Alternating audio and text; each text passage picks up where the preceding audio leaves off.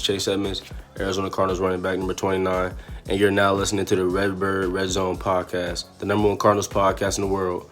Go Cards, be red, see red. Appreciate you. And we are live. Welcome to the Redbird Redzone podcast. My name is Will. You can find me on Twitter at LiveOnThatSwing. Joining me today, I've got two of my lovely co-hosts here today to open up this season of Arizona Cardinals football. Why don't you two introduce yourselves? After you, Jackie. No, it's not Jackie. My name is Johnny Fumble. Get his ass. No, it's Jackie. You can find me on Twitter at JSanDiego. That is 2 O's. And I'm also joined by Mac. I thought it was pregnant Jackie now. No? Oh, How yeah, far along are we you? have a special co-host. I am 5 months pregnant. Ooh, congratulations. Yo, Thank it you. is Mac, and you can find me on Twitter at AZSportsFiend. And we're here to start off the 2021 Redbird Redzone podcast. So here we are. Let's get it rolling, Will. And it never really feels like we've had as much drama as we've had this offseason. We picked a bad time to take off because a lot has happened. A lot's happened. So where do we start? Let's talk about the one word that every NFL owner wishes they never have to hear. Extensions. Chandler Jones is asking for... I thought you were going to say COVID, but okay. Well... That's number 2. That's number 2. But extensions. Yes. That'll be later. Opening up the wallet. Let's talk about opening up the wallet. We're going to talk about Chandler Jones. For any of you who have not watched Arizona Cardinals football yet, or for some reason listening to this podcast, to which I say thanks, but okay. Hi, Grandma. Hi, Mac's grandma. Did not play the entire season last year. He got injured in, I want to say, week 5 versus the Jets. Is that right? Yeah. Yep. Got injured in week 5 versus the Jets. Was off to a slow start during the season. Got injured. Didn't see him for the rest of the year. And he is currently on a contract year. He was trying to get an extension over the offseason. The Arizona Cardinals did not give him an extension offer or did not give him one that he thought was adequate. So we are in the middle of a contract dispute. What do you guys make of this? I was afraid of this. We didn't extend him last year, so now we're coming into this year with nothing. We added J.J. Watt to the mix. Got rid of Hassan. I don't know what we're going to do with Chandler Jones. Yeah, I mean, he's no spring chicken anymore, so he's age 31 now. I mean, if he's looking for a 3-4 year deal, I'm like, I don't know who's going to give him that through age 34, 35. I mean, it's easy to rag on Steve Keim, but I mean, this is one of those things where it's kind of like a prove it type year. He had 1 sack through 5 games last year. So, I mean, he has a lot to prove, and, I mean, that's going to only help the Cardinals' defense, I think. He's going to come... I believe he should come out, and he should be looking healthy and hungry, and I wouldn't put it past him to get at least 15 sacks this year. 50? And who knows? I mean, that's kind of who he's been over the course of his career. Fair enough. But, I don't think it's out of the realm of possibility if he comes out looking good through the first month that they might come up with an agreement. I mean, but as of right now, he's 31 years old. It's on the last year of his deal.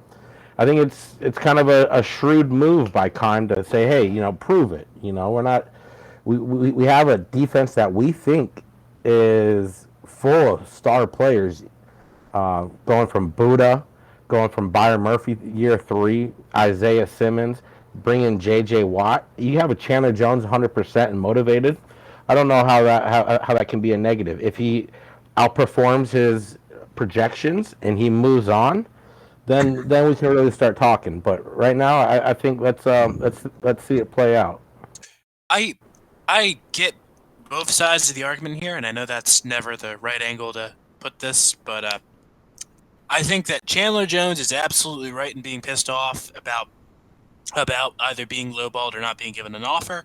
I think that he has proven himself before up to this point, and I mean, he's not worth like a huge max deal or whatever, but I mean, I wouldn't mind signing him for 2 or 3 years, you know, 50 million or some shit. I mean, something nice. Yeah, If I would I'd I like say, mean, we that. don't know.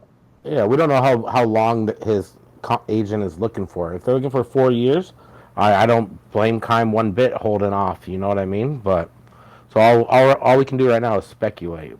I do think that again, this is a prove it year, and that if he does put up the kind of numbers that you're saying he does, I mean, Kime will have no choice, or Kime or whoever is in his position next year. Let's hope. uh, won't really have a choice in the matter. I Or really his am trade rooting for value goes Chandler up. Jones. Or his trade, but I mean, if his trade value goes up and he's in the free agency market, what does that do us?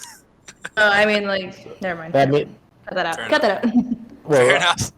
that would mean. I mean, that would mean that the Cardinals haven't had a good season. I mean, if he's traded, we're out of a playoff spot by the deadline. Then I mean, that is something that you have to consider too. I mean, we all expect the Cardinals to be fighting for a playoff spot, but I mean, shit happens. People get hurt in the NFL. Who knows what's going to happen? And so that is something where he could be a tradable asset if this team falters, through the year. Yeah. Yeah. And I do think it will be harder for him to get to where he needs to be to have that kind of a contract. Because, I mean, as you said, on the other side of the line, you got Chandler Jones. Who's going to be taking the spotlight off of Chandler Jones. You mean JJ Watt? Yeah, that's what I said. You said Chandler JJ. Jones. Yeah, I said he'll you be said taking Chandler the Jones. spotlight. Oh, Chandler Oh. Jones will be taking this. Yeah. We're a little rusty, folks, but we're here. I'm drinking. I'm 4 beers. I'm 4 tall cans deep with the little Bud Light little tall cans. So we're feeling good around here. Well, I'm not. I'm fucking sick. This shit sucks. By the way, side tangent. Fuck ECU. One of their fucking students got me sick, man. I fucking hate this shit. At least it's not herpes. Yeah. But, yeah, Never know. God, but, Throat anyway. herpes. Ugh. Yeah. But, anyway, yeah. Get both sides of the argument. Let's move on. Let's discuss another big piece of off-season drama. The thing that had all of us as Cardinals fans rolling our eyes when we saw it. The DeAndre Hopkins COVID debacle. Holy shit. Yeah, I think that pissed people off for like a day. Yeah, I mean... Fucking day, yeah. Yeah. It is really funny that we went from him saying, I might retire if this is forced on me, to everything being peachy keen. It is very, very strange. Yeah, he wants his money. I mean, I'm sure he's upset. Like, I don't blame world-class athletes who are in elite shape who don't want to get vaccinated. I mean, I don't want to get all political or anything here, but it has been shown that if you're vaccinated or not, you still have the same chances of catching it. It just depends on how bad it affects you. But if you're a world-class athlete, I don't think you're thinking, like me, like I'm fat. I'm a fucking, I got it because I don't want to fucking be in the ICU. But for someone like him, I mean, I could see where he's hesitant. But at the end of the day, it's a team sport. You don't want to be that one guy who got it, and the way the NFL is testing, those guys get tested more who are unvaccinated. So if you're in close contact, you're automatically out for whatever it is, 10 days or whatnot. You don't want that to happen during the season, and we lose by 3 points, and we don't have DeAndre Hopkins out there. Or worse yet, we have or worse yet, our an outbreak happens with our unvaccinated people. And we have to forfeit the game. Here's what. Well, shit. What was it? Sorry, what do they say? We have one unvaccinated guy, right, on the team? Well, yes, as it stands. Isn't that what? Here's the thing, and I'm gonna go back to this later. We don't know who that is. So I mean, right. And that was said before. I think most of us assume it's Andy Isabella or DeAndre Hopkins. I think most of us have kind of assumed one or the other. Oh, come on, it's Andy. Well, I'm gonna entirely disagree with what I was gonna say later, but it's Andy Isabella. He's a fucking masshole. People from Massachusetts are the worst. But The only thing he can catch is COVID. But I mean, anyway, damn. I better hope you guys aren't crying about Keyshawn Johnson because that motherfucker don't. Okay, we'll get to that later. We'll get to that later. but anyway, I mean, it does piss me off seeing how Hopkins is did take it, because it's like fucking Larry Fitzgerald got COVID last year. Fucking DeAndre Hopkins, like Larry Fitzgerald lost. Got it too. Larry Fitzgerald lost what, 15 pounds or whatever with COVID? I mean, Larry Fitzgerald was a fucking skeleton when he got back on the field. And DeAndre Hopkins is going to be like, I'm a little scared to get the vaccine. Come on, man. You have fucking elite class cornerbacks who are willing to tackle the shit out of you at any given moment. You got linebackers who are going to mess you up, and you're scared of a fucking jab in the arm? Fuck. I don't know. Maybe I'm just having a knee-jerk reaction about it, but it just rubs me the wrong way. I just think it's funny you have fucking simpletons out there who, when he came out and he said that, he's like, oh, he's MAGA. Like, this is the same motherfucker who is flipping off fucking Trump supporters on the freeway. It does bring unwarranted attention. But I mean, unless he misses a game, and if we don't know who's the unvaccinated guy, it could be him or fucking Andy Isabella, because I think Andy Isabella has twice been on like the unvaccinated list for COVID during the training camp already. So it kind of seems like it's one of those two. But I mean, until they miss a game, really, I'll withhold judgment, because I mean, it's everyone else's body. I'm not telling everyone else what to do with their shit, but it is what it is. Hopefully, it doesn't come to affect us. But only having one guy unvaccinated on a team of 53, that's pretty good. That's pretty huge. So I feel pretty good about us, not having to miss any games because of something that we did or didn't do. Now let's discuss the biggest news story of the last few days. Malcolm Butler.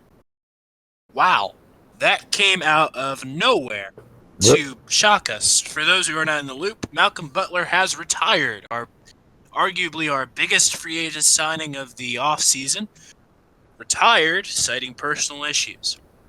Now, there are a bunch of theories as to why he retired and why our cornerback room looks like something out of a lower tier FCS. Why Robert Alford is starting next week?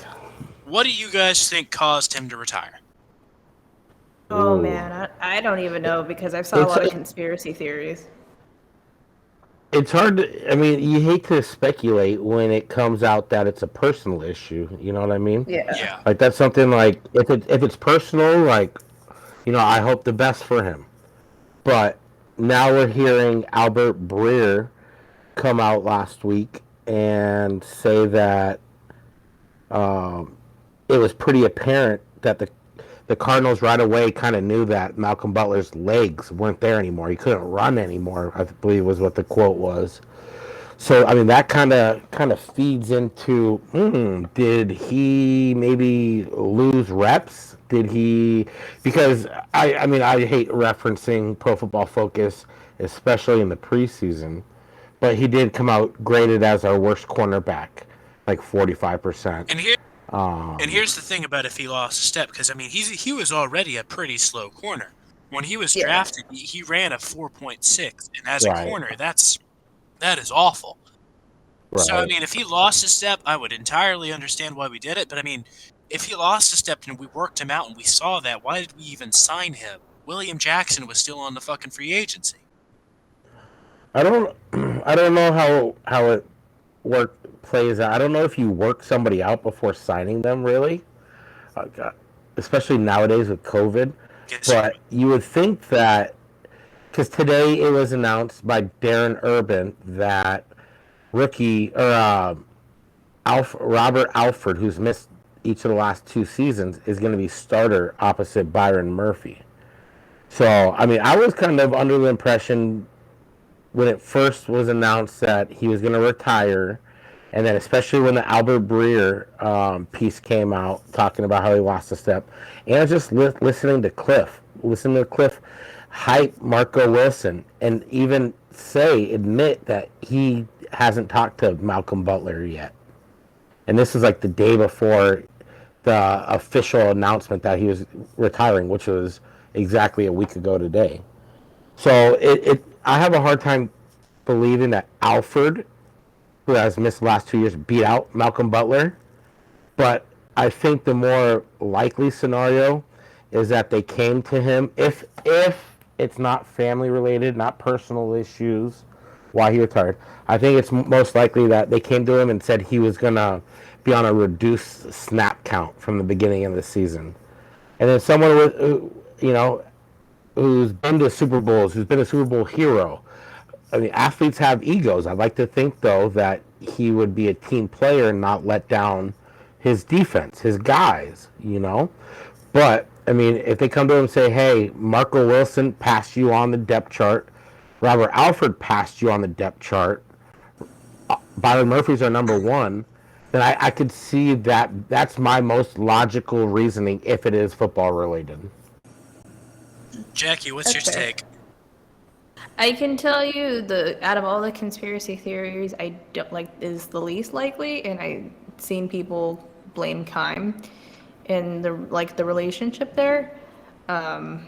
He already signed a contract, so I don't see why Keim would be an issue. I don't know, because he had $6 million in incentives in his contract to make it upwards to $6 million contract. I can't see either how it's the GM. Like, you want to bash Keim, bash him for, everything that he's done, because he has a lot of openings that you can get him at, but I don't see this being one of them. I'm going to say something. No, I don't see it being a Keim thing. I'm going to say something very cynical, and I'm going to say something that might piss off people who are like real football diehards. If you are a third or fourth string cornerback and you're still making $3 million guaranteed, then why not just stick it out? I don't entirely buy the he was pissed off that he wasn't the guy thing, because he's still making $3 million. You don't retire if that's the case. You stick it out and you act all pouty. But you demand a trade. We all you can't. Or be released. I don't know if you can demand it or a release. Yeah, he probably would have asked for a release. Yeah, I agree. That's probably the first thing he would have done. But you don't know how pro athletes' egos are too. Oh yeah, sure. But I would like to think that he wouldn't want to let his team down. Here's my theory. Yeah.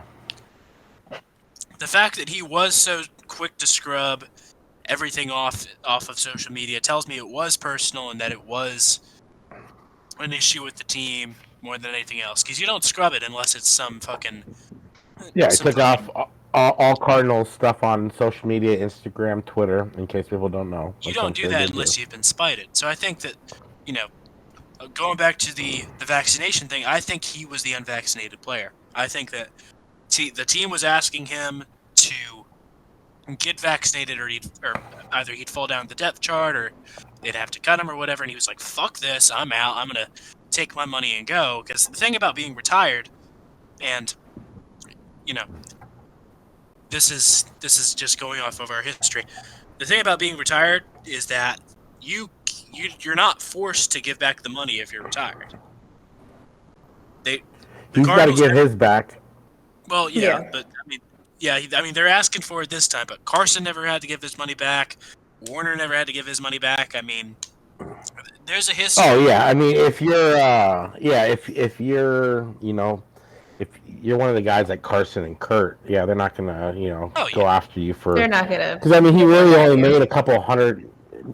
Yeah, he didn't really make more than a couple $100,000, since he's only, $2-3 million guy. Yeah. But you think it's hard to tell, because I believe Bidwell came out last week and said we have one unvaccinated guy, and that was the day before. It was I believe Dave Pash's podcast, but it was the day before Malcolm. It was last Monday, day before Malcolm Butler officially retired. So it is it is something that all we can do is speculate right now. Yeah. I would be very surprised if they because the NFLPA has been huge on cracking down on teams letting go of guys because of their vaccination status. Well, teams. Urban Meyer with the Jaguars came out and said they used that vaccination status into their cutdowns. And then they had to come out the next day and say, no, I misspoke, you know. Yeah, teams. The NFL, yeah. Teams doing that officially is a no-go. But I mean, let's be real here. That was probably a factor for a lot. I think Malcolm Butler would have came out though. Malcolm Butler would have contacted the NFLPA. Yeah. There's no way he would. I think he would just retire. So, but there's something. He scrubbed all the Cardinals stuff from his social media and left all his other teams up there. You know, Titans, Patriots. So there's something. And with the Albert Breer story, I'm gonna personally lean towards something about on field. He lost snaps or something, which sucks. If that's the case, I would have thought Malcolm Butler would have been more of a pro than that, and then now he's leaving Robert Alford and rookie Marco Wilson to battle for time against Julio Jones and AJ Brown opposite Byron Murphy this week, and that's a big task for anybody. So especially let alone a rookie in his first game and someone who's missed the last 2 years. So that'd be kind of a fucking punch in the dick if that's the case. Indeed. So I don't have a dick, but it would be a punch in my metaphorical dick. Like a titty twister, like a real bad titty twister. So let's talk about another thing. I'm drinking for you, Jackie. Sorry, Will. I got Dr. Pepper. So let's talk about another thing. There you go. Let's talk about another thing that's happened this offseason. Not the Cardinals, but we're going to get into it in a sec. The Phoenix Suns made a miracle fucking playoff run, got to the NBA Finals, lost it. We're not going to talk about that. It still hurts. But does this put a chip on the Cardinals' shoulder to be better than they've been? What do you guys think? I don't know about a chip, but it's motivation to regain the number one, I guess, sport in Arizona, because we were pretty Cardinals for a while after the Super Bowl. Suns were kind of because they weren't very good, and now it's turned into a Sun state, and I think the Cardinals have to reclaim that. Yeah, my boy, what do you think? We saw Kyler at playoff games, final games. You know, I'm sure any of the players want to capture that energy that was going through the state. You know, we could feel it here. You could just sense it from the amount of Suns jerseys that were out and about. It was more than I've seen in friggin' close to 15 years, you know, at least a decade. Yeah.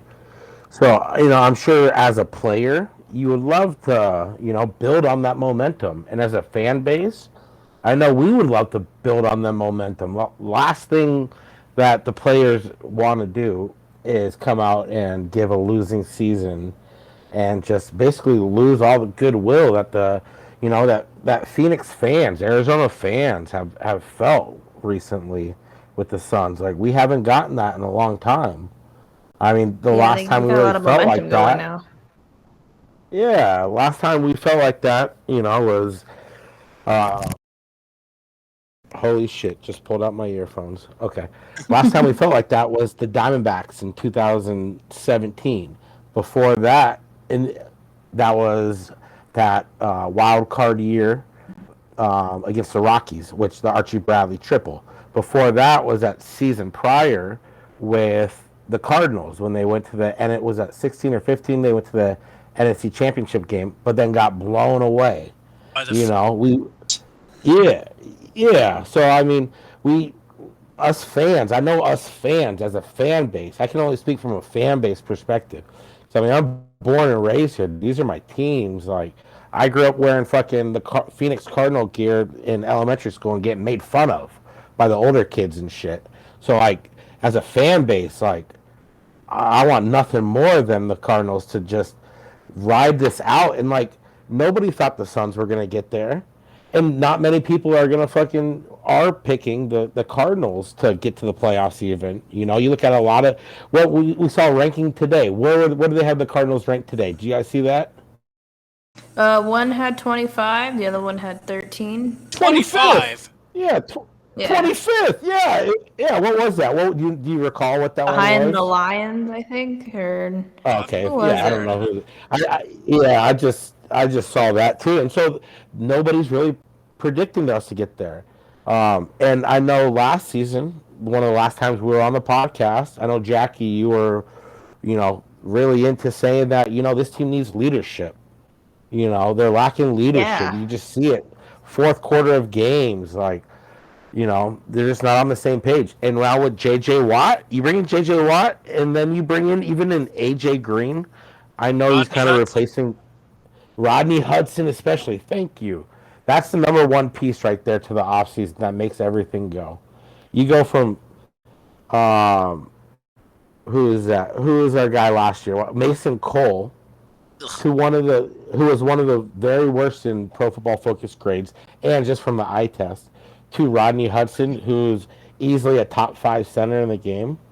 That alone should bring leadership throughout the whole fucking offense, which is something that Kyler early on this offseason has looked like he has grown on. Have you guys seen that from Kyler at all as well too? Seems like he's kind of grown Yeah, all as a the leader. flight plans. The flight plans, yeah, especially, yeah. So, I mean, who knows? But I think that all the players want to give us fans what the Suns kind of gave us. So I'm hopeful. The I'm Suns hopeful gave they'll us kind the of do a blueprint. same run. What I'm The hoping, blueprint, yeah. what I'm hoping is that come Christmas Day, when the Cardinals and the Suns are playing on the same day, I am more interested in seeing whether or not the Cardinals kick ass than whether the Suns beat the Warriors. That's all I Oh, hope. please, Definitely. yes. Yeah.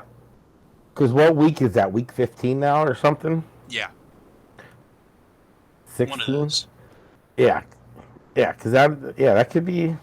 I mean, I know we're going to go into projections later, but it seems like there's almost a fine line. Like, it's very hard to pick where the Cardinals are going to be at. Are they The end going of the to season. ascend? Yeah. Are they going to ascend like the Browns and Bills last year, year 3 under Josh Allen and Baker Mayfield?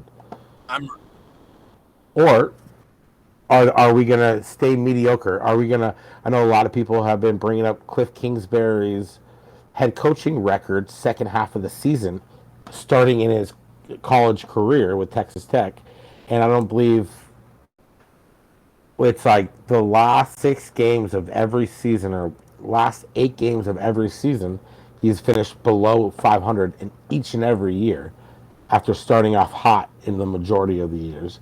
So, I mean, is he going to hold the offense back? Are we talking about Who knows? Are we talking about Texas Tech here?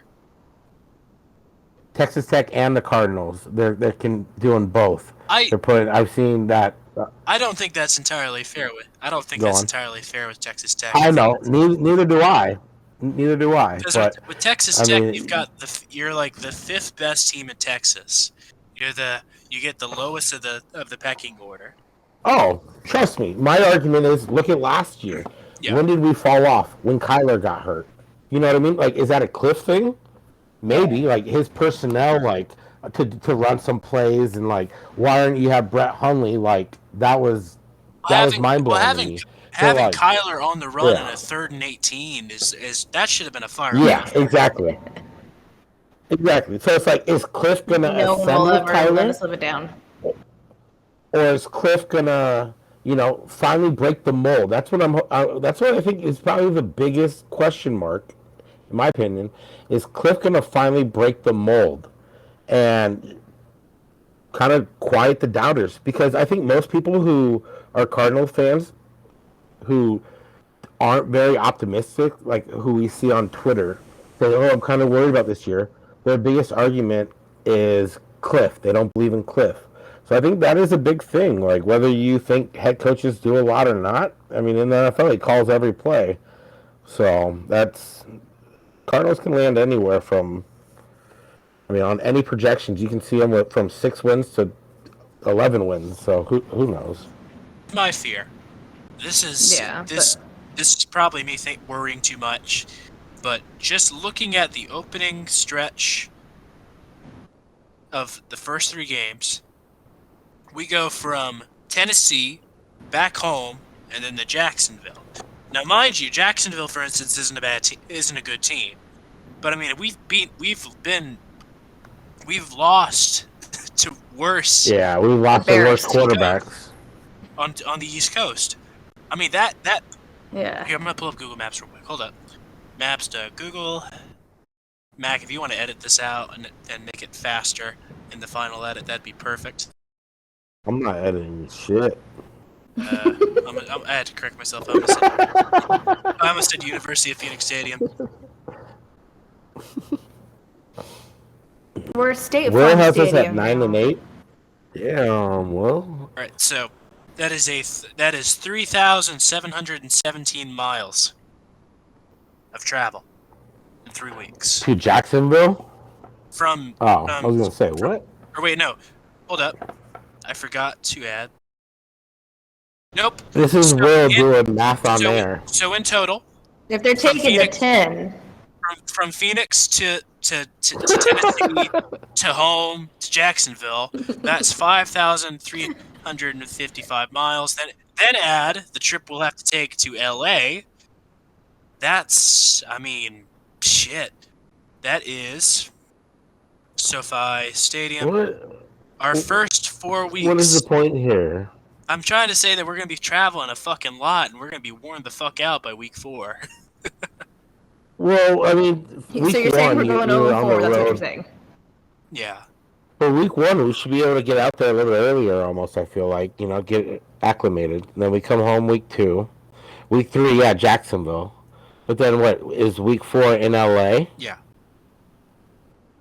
Okay, well, that's a short fucking, I'm saying that that's a fucking lot of fucking travel in the first 4 weeks, and I really fucking hate that they scheduled this way.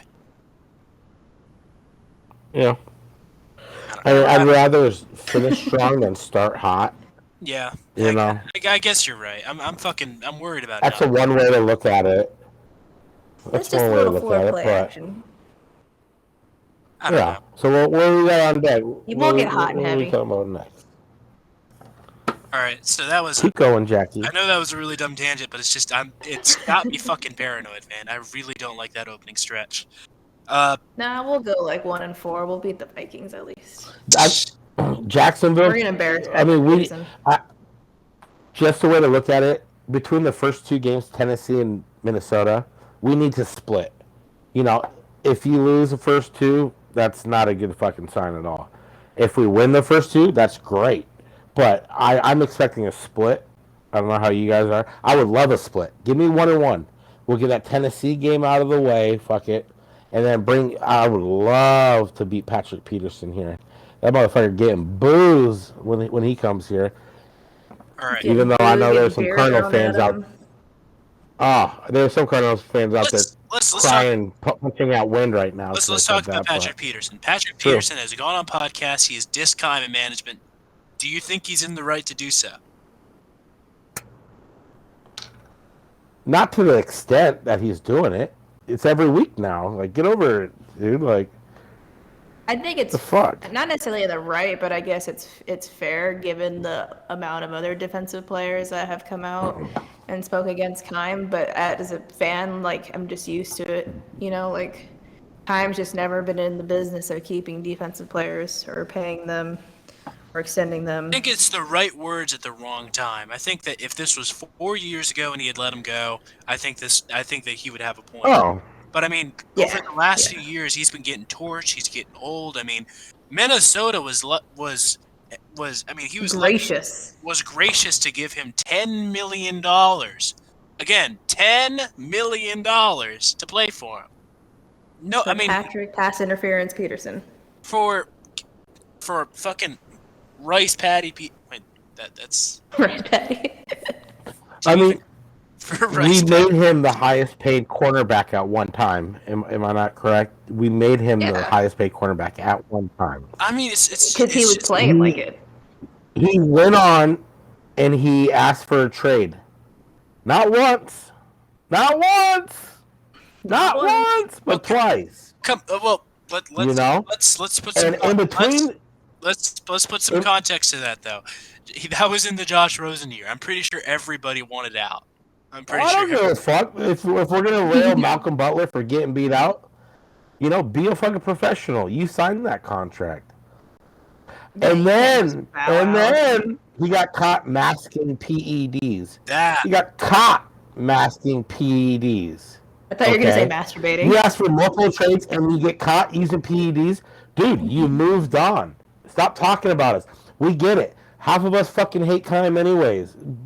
But you didn't deserve a long-term contract. You're fucking salty. We get it. We wanted to move on as a fan base, most of us. And I'm sure he wanted to get paid like an elite fucking cornerback, and he's mad that he's not. But he brought it on himself.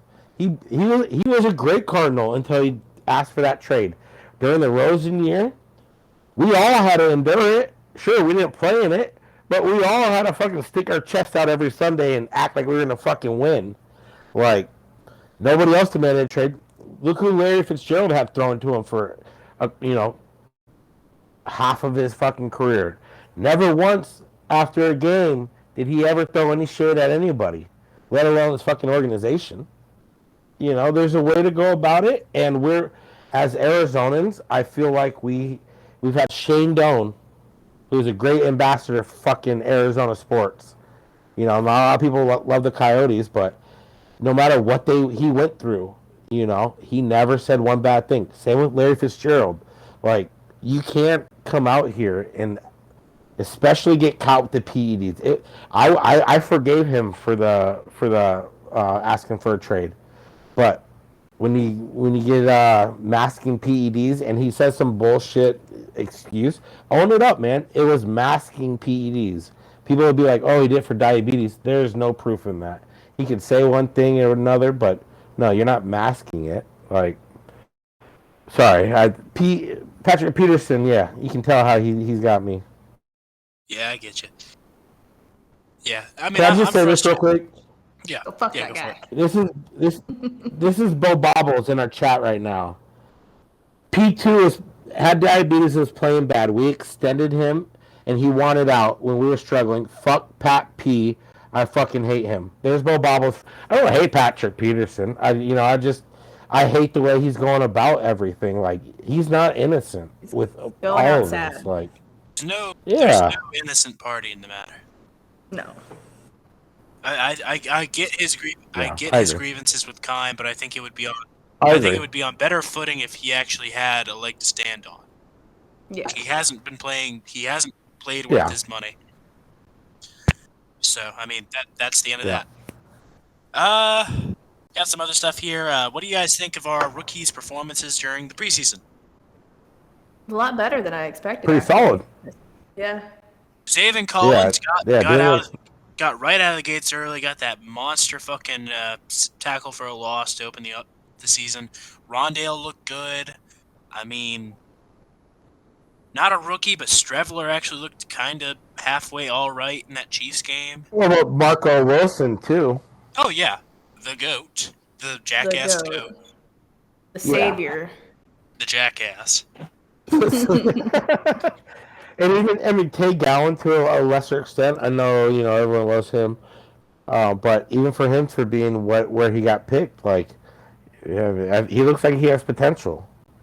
Marco Wilson looked like a starting cornerback in the NFL. Byron Murphy in his short preseason stint. True. We'll see. It's a different. You're going year 3. And that's what we have to be so careful with Marco Wilson, I think, is that they announced today, I think Darren Urban, I don't know if it was announced, that the starting cornerbacks listed on the depth chart for the Cardinals for week 1 are Byron Murphy and Alford, which I like. You know what I mean?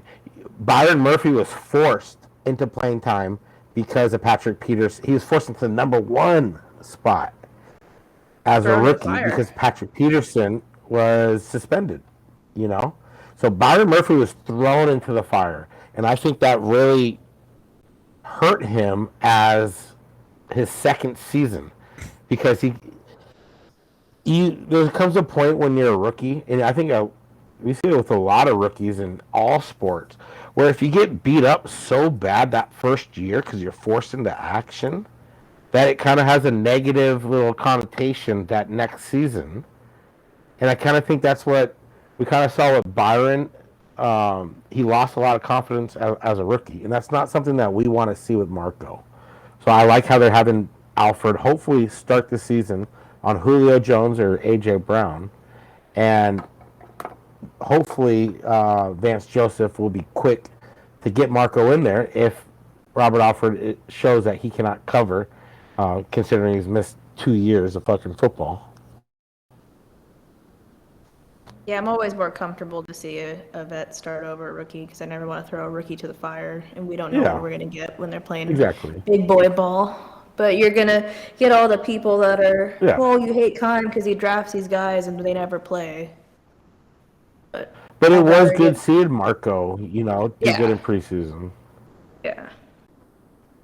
Who are you most excited, or who was the best preseason performance? Who had the best preseason performance?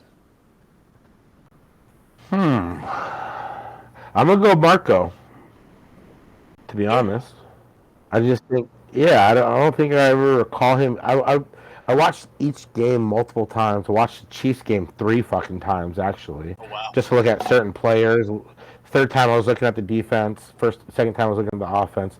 But I never once really saw Marco Wilson get burnt. There are a couple times where I thought Zaven Collins in the run game was a little hesitant. There was that one play against Kansas City where he got juked, and Isaiah Simmons had to kind of save him at the 10-yard line. I don't know if you guys remember that, but there were and then Rondell Moore, I was impressed with him. I felt like we saw a lot of very short receptions with him, and I hope that they're saving his intermediate to deep routes for the season. Because the last thing I want to see is him running Larry Fitzgerald's fucking routes from last year. It would be. You know what I mean? It'd be really nice if we saw him come out and have an Anquan Bolden game like he did against the Lions. Yeah. Oh, that probably won't happen because Bolden was the only thing we had, and now we have DeAndre Hopkins, AJ Green. But I do want to see him be used more downfield because in training camp, if I remember correctly, everyone was hyping him because he was making catches over the middle over people, right? And so then preseason comes along, and I think we only saw maybe one of those plays down the field. And then the rest of his 4 or 5 catches in preseason were all like screen plays, little slants. And so I just hope that they incorporate him downfield. We need that. But he's fast enough for those plays. Oh, yeah, right? And it looks from preseason, it looks like there's going to be it looks like he's going to get probably a couple of rushes each game just from, reverse or misdirections. Like they got him, I believe he had like 4 carries in the preseason from the wide receiver slot spot. So that would be something. That'd be a nice little niche to it. I just don't want him to be running Larry Fitzgerald's routes from last year. Please be a little more intricate than that. So we're gonna discuss one more thing before we get into predictions. All right, notable cuts. We got Keyshawn, who got snatched up by the Eagles after he got cut. We got Dortch, who went in the practice squad. Malcolm Butler, who we didn't technically cut, but we might as well have. Chris Banjo, who might be coming back if somebody gets on IR, and Ross Travis.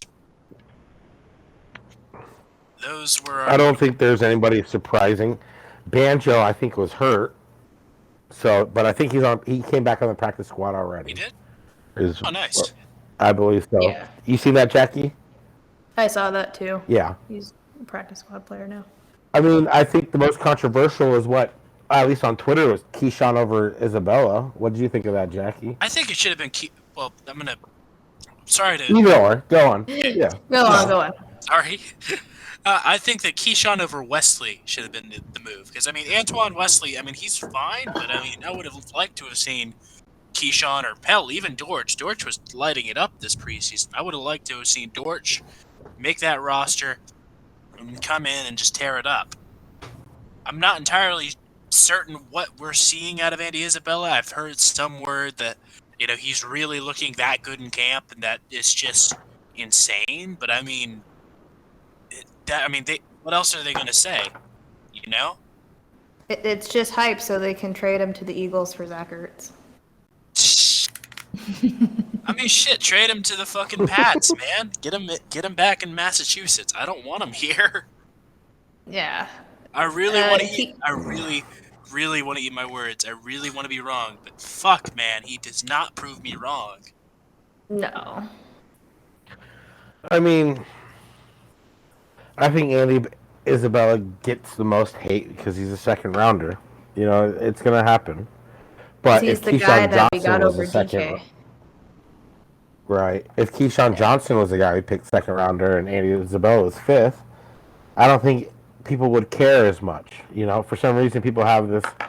I'm talking about you, Bo Bobbles. Have this little innate, little thing about Keyshawn. Like, no, he's not related to the Keyshawn Johnson. No, he's not that guy.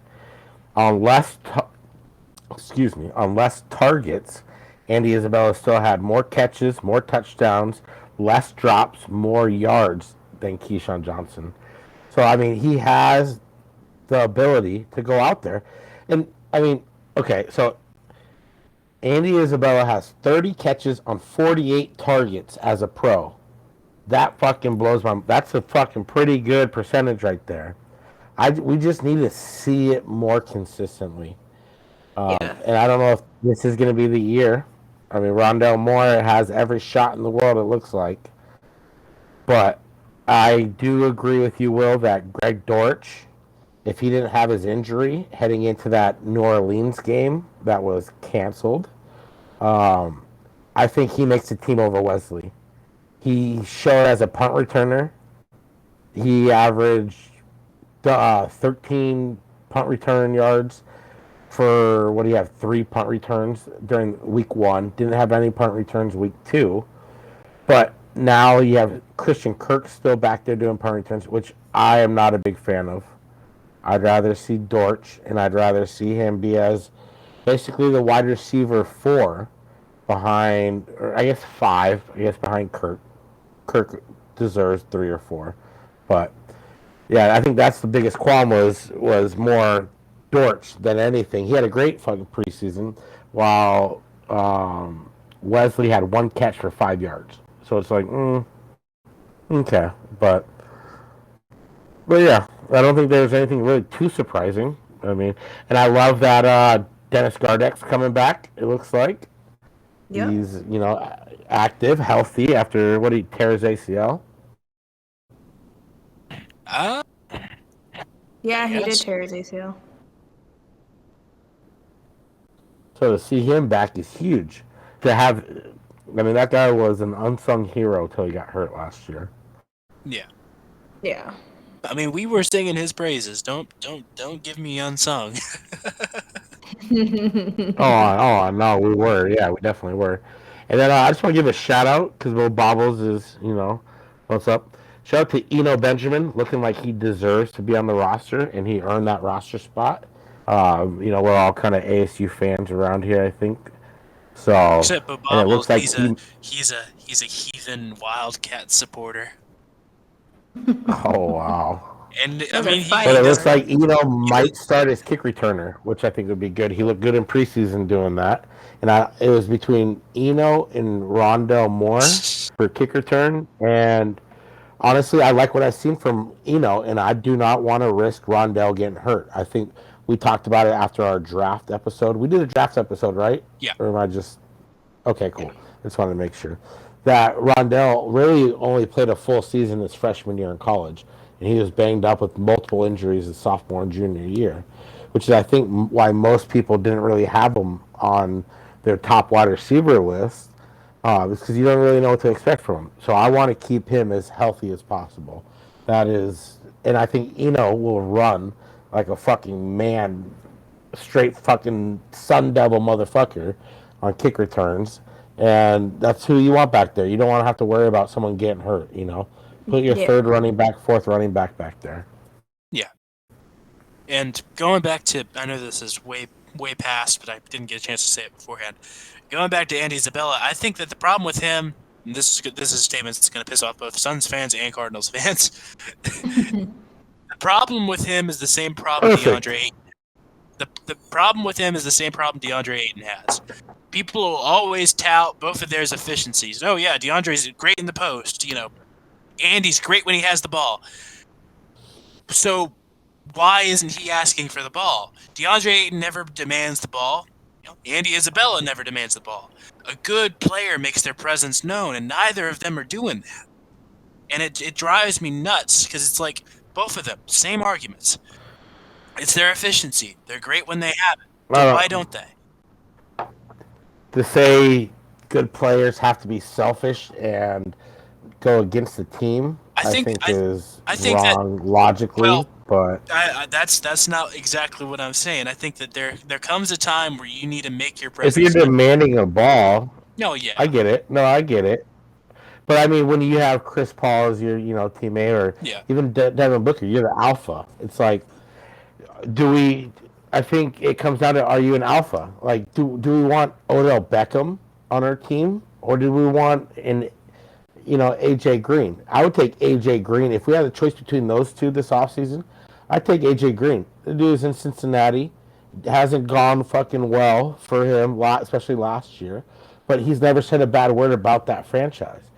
Or do you want Odell Beckham, who is going to come in and everywhere he goes, he's in the face of your fucking head coach? He's fucking. It's kind of a conundrum. Like, they're both really good, but just because one guy isn't as vocal as the other, I mean, I don't know. Maybe I'm overthinking it. Maybe it's just whatever. But it's just like, I don't fucking know, man. There's something, I get it. There's something there that you expect more. Yeah. Yeah. I mean, I think we all kind of agree this is a make it break it year for Steve Keim, Cliff Kingsbury. This is probably the worst. Andy Isabella. I think those are the three. If you had three make it or break it years, I think those are the three. I think Kyler, Rookie of the Year, he brought his team to a 6-3 record his sophomore campaign last year until he got hurt. And then everything kind of went downhill. But I do think Kyler showed he grew from year one to year two. But I don't think his job is on the line necessarily. But Andy Isabella could be out of the league after this year. Cliff Kingsbury could be out of the league after this year. Steve Keim could be out of the league after this year. I think those are the three, or the biggest make or break it. So I agree with you that like he has a lot to show. He better be ready for his spot and make sure that he doesn't let the obstacles overcome him. Because I know a lot of people have talked about he can't catch with his hands, but we've seen earlier in this camp some videos where he has. So we'll see. Hopefully he can stay on the field. I mean, give an opportunity. This is the worst possible analogy. This is the worst possible analogy, but like think back to like when you're playing like fucking pickup football games as a kid. Who does the quarterback always throw to as a kid? He throws it to his best fucking friends. He never throws it to the guys who can actually do shit. He gives it to his friends. Buy fucking Kyler a steak dinner or some shit. I don't fucking know, man. Something. He's gonna have Isabella's gonna have a hard time cracking the field this year. He's gonna need an injury or something because. I mean, Rondell Moore looks like the favorite young guy, in the slot. It's who we wanted AJ Andy Green's Isabella going to get his touches. Yeah. And hopefully hopefully Rondell Moore fucking pops off. That's best case scenario. And that'll motivate. I am really, really excited to see what Rondell Moore can do. Of all the players I saw in the preseason, I liked what I saw from him the best. Everything I've heard about him from camp sounds good. I mean, shit, we might have caught we say this about literally every fucking prospect we have every year. Yeah. We might have gotten a diamond in the rough, man. This guy looks to be awesome. Especially with the plays Cliff likes to run. And And so help me God, if we do another year of those fucking wide receiver screens and are not being given to the actual fast guy we have on the team now, Rondale Moore, I'm gonna fucking flip. Then we can call for Cliff's head midseason. Yeah. If we're doing wide receiver screens to D-Hop and not Rondale Moore, I'm just not gonna get it. There are just so many cool fucking things we could do with this team it's just being stifled because we have an unimaginative head coach. I Hey, think speaking of that- honestly a lot. Yeah, no, go on, Jackie. What do you guys make of Chris Streveler taking on like a Taysom Hill type, like gadget player role? I'm not against it, but I mean, I don't think it's sustainable. You don't think he could be our own Taysom Hill? Yeah, I mean, I thought that's kind of what we would have saw last year. Yeah. I don't know. If he can catch, that It'd would be nice to have him as like a. It would be nice to have him in as like a. I mean, they need to utilize him. Yeah, like on a 4th and inches. I don't want Kyler out there on a 4th and inches if you're going to do a QB sneak. You know, which you're not going to do anyways. But on 4th and something like that, you want Streveler out there. Like, but that's something that we were raving about last year that just never happened. Yeah, I mean, we saw it. The only time time we ever saw it were when we were trying to fake out the defense and get them to call time. And then we false started on ourselves, I think. Yeah. If I remember correctly. Yeah, I think Streveler, I'm kind of at a loss on why they keep him active and why there's 3 QBs active. Because Colt McCoy is your guy. And if you're not going to do 4th down stuff with Streveler, what's he on the team for? Like, Dire emergencies. I know Cliff said he wants somebody that replicates Kyler a little bit, but you're gonna have him going in over Colt McCoy, who's this vet who started like almost 50 games in the NFL. No, I want Colt McCoy. If you're in a pinch, you need 1 game. I want Colt McCoy. Or I mean, shit. If he was so dead set on getting. Yeah. If he was so dead set on getting somebody who replicated the style, I mean, Tyrod Taylor was on the free agency market. RG3 was on the free agency market. Shit, Cam's there now, even though Tyrod Taylor's a starter now. Well, Tyrod Taylor's a starter in Texans. RG3, didn't he retire, or is he still out there? RG3 is an analyst right now, but I mean, these days that means he could be on a roster any day. Yeah. Well, I mean, Streveler does similar things. He's a running guy, but it's like they're 2 totally different. Like, Streveler can't throw as well consistently as Kyler, so it's just kind of weird that they would keep 3 QBs on the roster. And it's like Streveler wasn't even good in the CFL. He was, I mean, the best comparison I can make is how Cam Newton was last year. He was a great runner. Didn't he win the championship or no? He won the championship, but he came in and won like a. Okay. He won. He didn't have a lot of good passing numbers. He wasn't a good passer. He was the only reason he was even there is because he was the backup to a guy who was injured. I mean, they kind of won in spite of him, if anything. There's something going on. He must throw great orgy parties or something. He's got the best cocaine hookup. He's got the eyed wide shut thing going on Cliff's house. There we go. I like it. I need his cocaine hookup. All right, so should we get into our predictions for the week? Let's do it. I can make my crazy pick of the week. All right. So, I think we're all going to be in We agreement. already know. I think we already know, Jackie. It's going to be the Jets. We get it. Yep. I think we have consensus on the first. I think we have consensus on the first game of the season. Cowboys, Buccaneers. What do y'all think? Let's go, Cowboys. Oh my god. Ew. That sounded so unnatural. Hey, Bobbles, are you taking notes? I'm not writing down our picks. Yeah, figure that out. I should probably write them down, I guess, right? You're going. Did you pick Cowboys, Jackie? I did. Wow. Firmly. Never cease to surprise me. I like it. I want the Cowboys to win, but I also know the Bucks are going to go 17-0. So I mean, the Bucks. Okay. Stupid, handsome Tom Brady. I'm gonna go the Buccaneers as well. Cause fuck the Cowboys. Yeah, but still fun. All right, and to open Sunday We'll go football, Bobbles. we got a He went Bobbles Bucks. Bucks. Okay. And to open our Sunday football, we've got a high-scoring bonanza. Jaguars, Texans. Who do y'all got? Jaguars. That's a stupid game. Throw the whole thing away.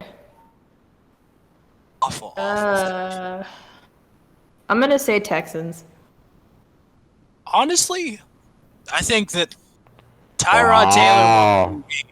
I think that Tyrod Taylor, while being a good quarterback, is at the at the end of the day, he is a check down artist. Trevor Lawrence is going to go down to Texas and he's going to get shit done. Jags win. Yeah.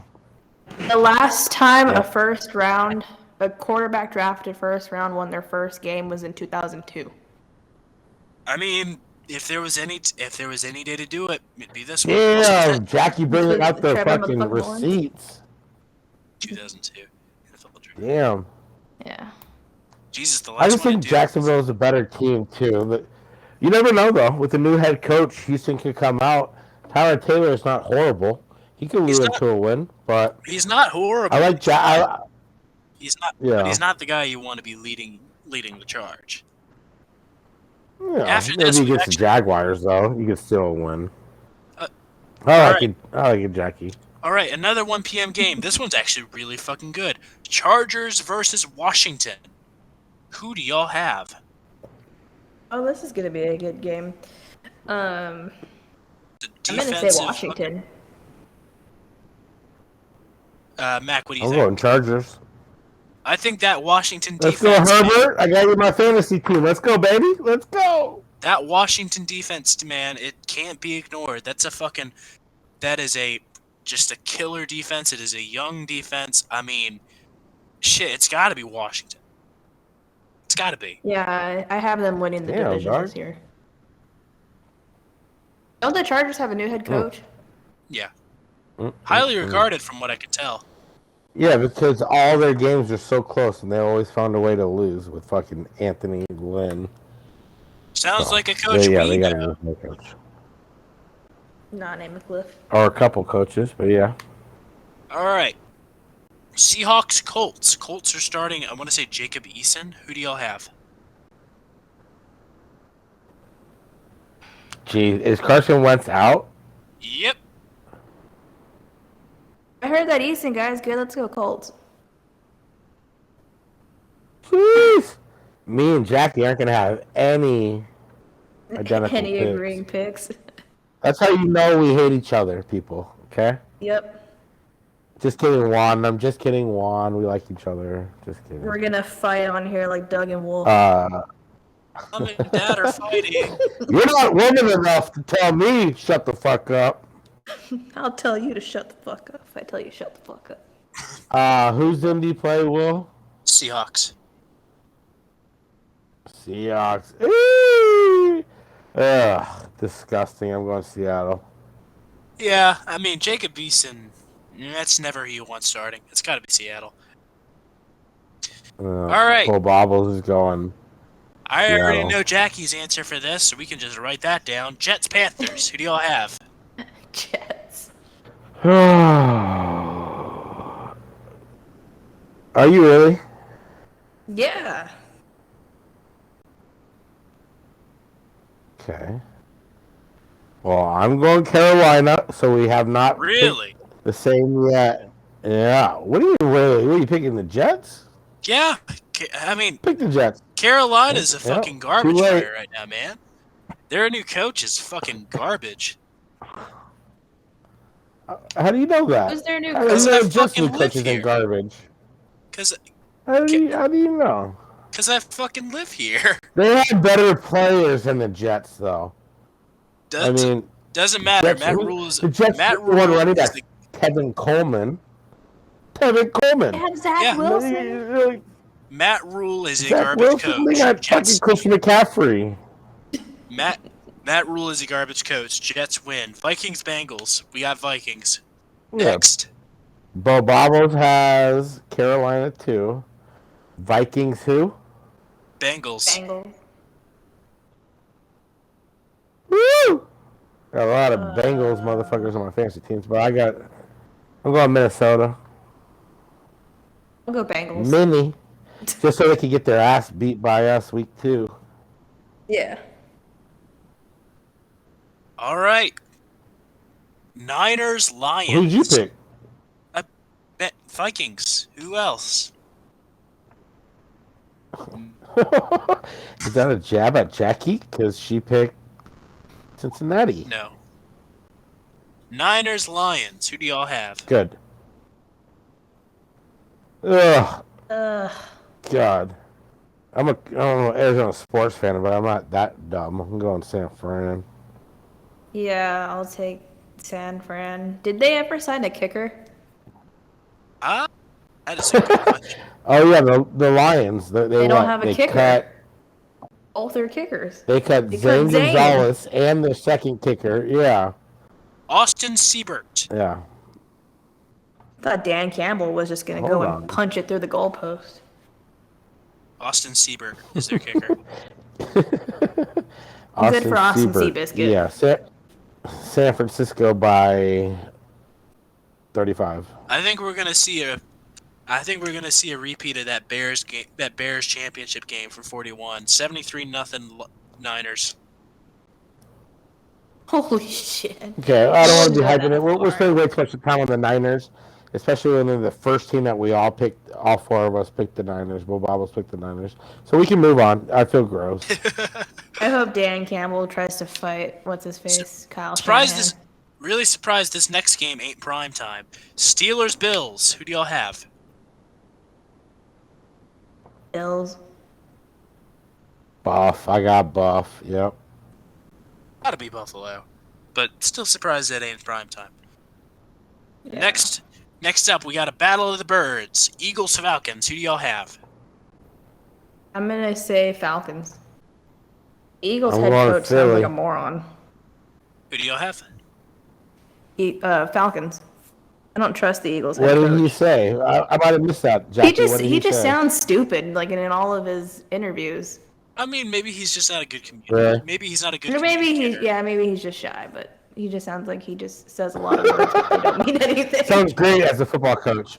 He's shy. Yeah. Here's your new football coach. that's He's a little shy, though. Sounds like he should have a podcast. Who do All right. Who do you He'll want, be Will? on our show next Who week. do you pick? I'm gonna go Philly. I'm sorry, I don't trust Philly, the Falcons. Ooh, always sunny in Philly. All right, next up to open up the 4 o'clock hour, we got Browns Chiefs. Holy shit, how is that not prime time? Who do y'all have? Because the Chiefs are gonna fucking kill them. I got Chiefs. Chiefs. You know what? I'm gonna be the contrarian here. Browns are gonna win it. I think almost that picked the Browns. Big Odell Beckham fam. I see you. I think that Chiefs defense is still a big enough weakness, and I think the Browns have the weapons to exploit it. I think the Browns get it, and I'm really surprised that ain't. Okay. I'm really surprised that ain't the Monday night game. What the fuck? All right, Packers Saints. Packers, right? We're all in agreement. Hey. I'm a Jameis believer. But his best receiver's out for 6 weeks. I don't know Marcus Callaway was out for 6 weeks. Yeah, no, I'm picking Green Bay. Green Bay. I'm going Green Bay. I just wanted to, you never know. They're playing in Jacksonville, right?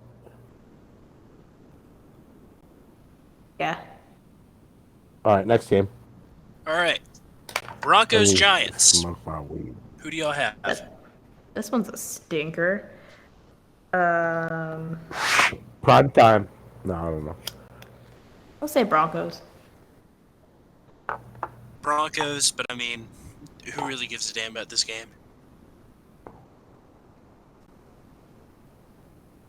Well, Bobbles, what you doing?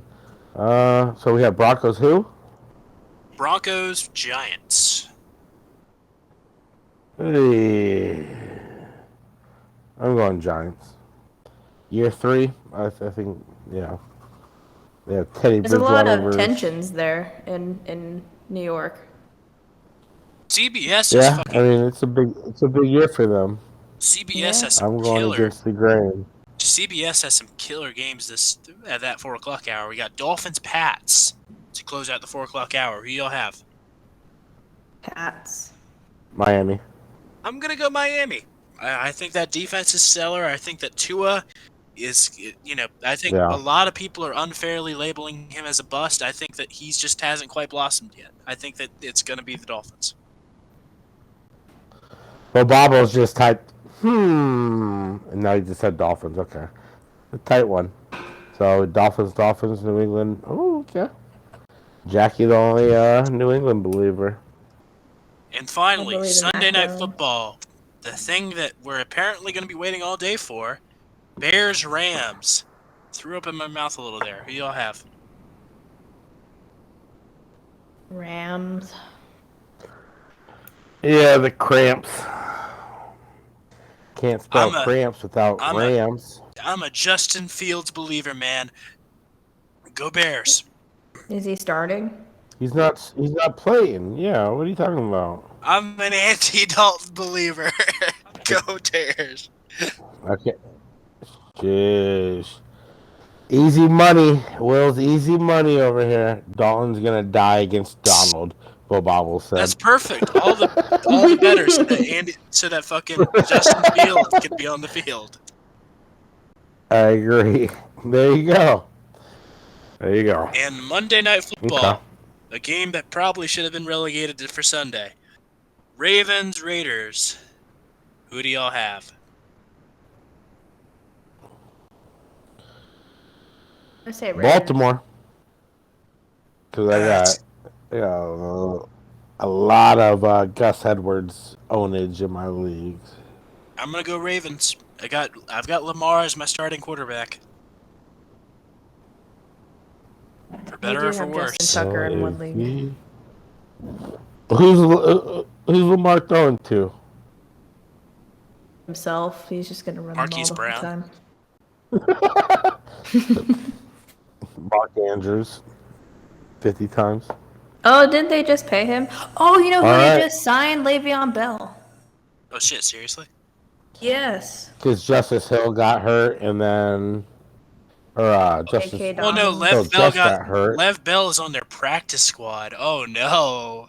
Oh no. Hey, it's Gus Edwards.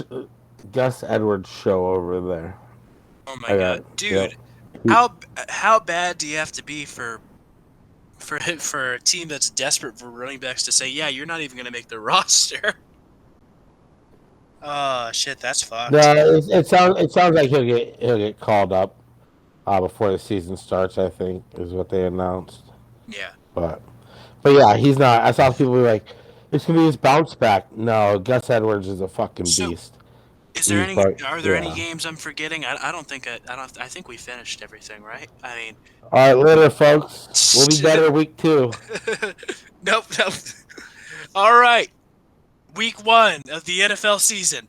Your Arizona Cardinals go up against the whiskey sipping, the honky tonk dancing Tennessee Titans. The skinny jeans wearing. Who do y'all have? Cardinals, Well, obviously. Except Cardinals. Just so we're clear here, I've never picked against the Cardinals since we've been on here. Only person. Jackie did it, what, week 16 or 17 you picked against us last year, right? Was I right, though? I think You were right, but that's not the point, Yeah. Jackie. Okay, first or last?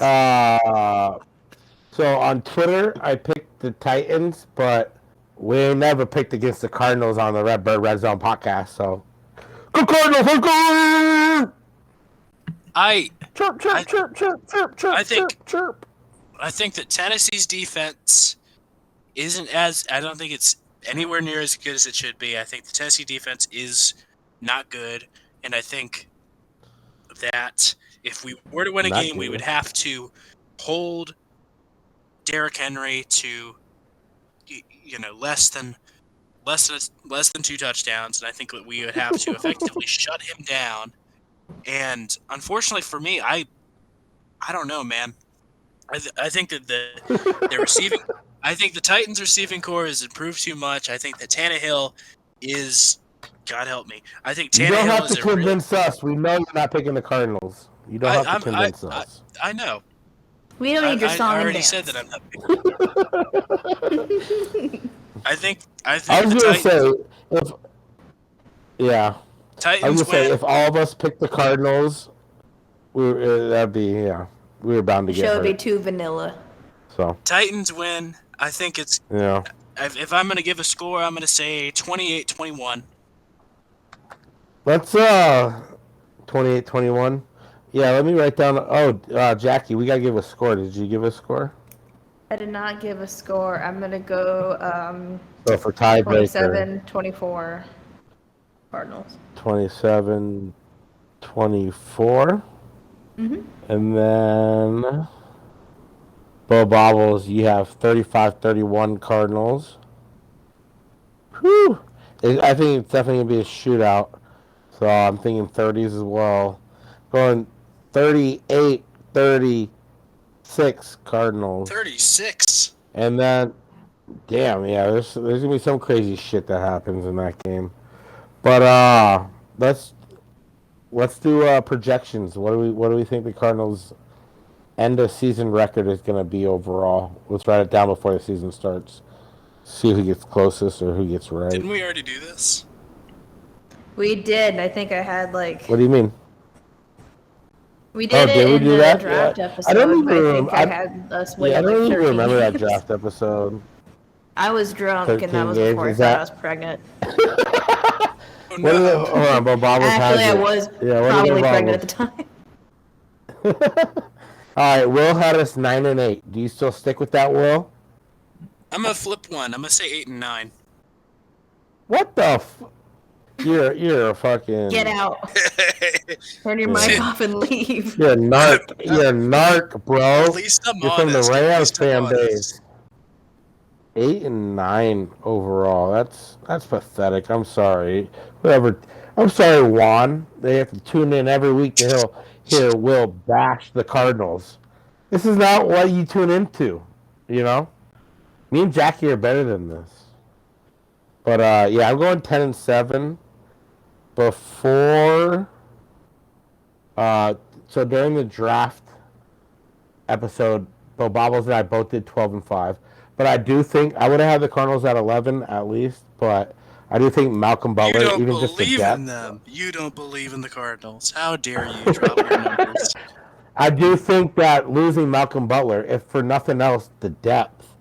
Like, after Marco Wilson, then we have to go to Tay Gowan, or the guys that we just picked up within the last week who have experience, then they can get their... they can play if need be, but I think Malcolm Butler, losing him is going to cost us a game or two. So I'm going 10-7. Oh, shit, that was mine. Yeah, let's go 10-7. Wow. Good, Jackie. I see how it is. I think we'll. What? We don't pick 8 and 9. Win. You're disappointed in us for picking 10-7. Is that what it is? I'm taking you to the football game. I'm taking you to the Texans game, dog. And you're picking 8 and 9. You're gonna pick the Texans and not us that week, huh? No. No. I still have us beating the Texans. I just know that the worst thing you can do as a Cardinals fan is have high expectations. I am hoping that they blow me away. That's true. They're gonna do something. Bo Bobbles has 12-5. This guy. All I know is Now, that what record is Cliff Kingsbury gets fired?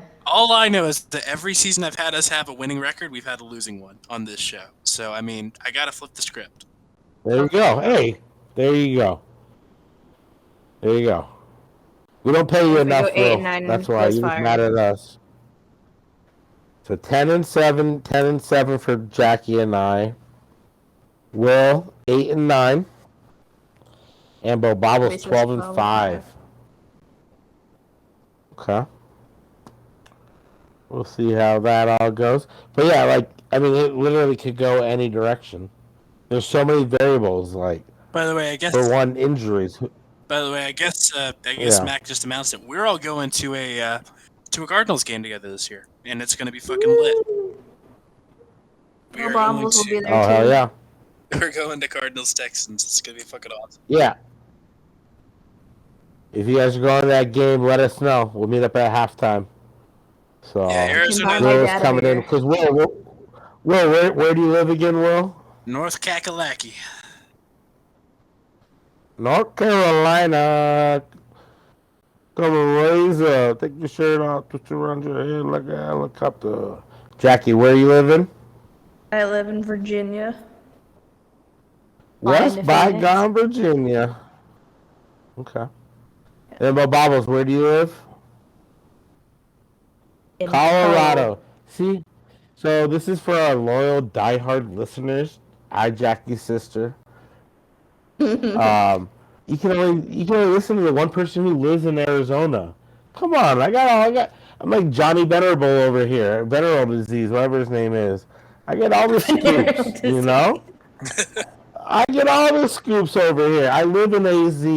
This is, you're buying insurance from someone who lives in West Virginia or Colorado or North Carolina. Like, no. You're coming to AZ. This is AZ talk right I here. resent this. This. Bo Bobbles living in Colorado. We don't even know Bo Bobbles is real. Like, this could just be a bot. Like, no one's ever talked to him. No. Well, we've heard his. Yeah. No, we probably shouldn't mention that. No, we did hear his voicemail. We give him that. Yeah, it sounded like a bot to me, though. I don't know. You're Charlie's But Angels and Bo but Bobbles is this Charlie. is The man, the could be a mystery, the legend. scam. He does a good edit They still- job, so shout out to Bo Bobbles. He does a very good Yes. edit job on this show. Shout out Bo Bobbles. Do they still have those pizzas at fucking at State Farm Stadium that taste like bruschetta? I don't know. I don't get the pizza. Sorry, I was just pounding a beer right now. Counting your meat. I don't think I've ever gotten food at State Farm Stadium. I'm just like stand in line to double fist beers just to go back and stand in line. It seems about right. So, but yeah, So it's gonna try the be pizza. try the beer. Trust me. I Good. remember when I was a kid, it tasted Expensive, like. but good. I remember when I was a kid, it tasted like bruschetta. So that's all I have to go off of. Anyway, Yeah. we're just Okay. rambling at this Beer point. tastes like so, beer. I mean, we're just rambling at this point, so I think this is a good time as any to close out. My name is Will. You can find me on Twitter at LiveOnThatSwing. My name is Jackie. You can find me on Twitter at JSanDiego. That is 2 O's. Currently pregnant with Kyler Murray's baby. What? I thought it was mine. Jesus, Jackie. We will know when it comes out. Don't follow me at AZ Sports Fiend. Yeah, my drunk tweets are all there. So, It's gonna be like. but it's gonna thank be. you guys for following along. We will be better each week going forward, and I'll be drunker each week going forward. I promise. And hopefully, let's pray to fucking God that I'll be healthy, because I've got fucking strep or something right now, and it's driving me nuts. But yeah. So Throat this has been herpes is nothing to joke about. Shut up. This has been week 1 of the Arizona Redbird Redzone podcast. God fucking damn it, my brain hurts. The Redbird Redzone podcast. Let's hope for another 19 episodes. Yep, I said it. We're going to the fucking Super Bowl, baby. This has been the Redbird Redzone podcast. We are out. Peace. Who disconnected? Will's like, all right, fuck you guys now. And them.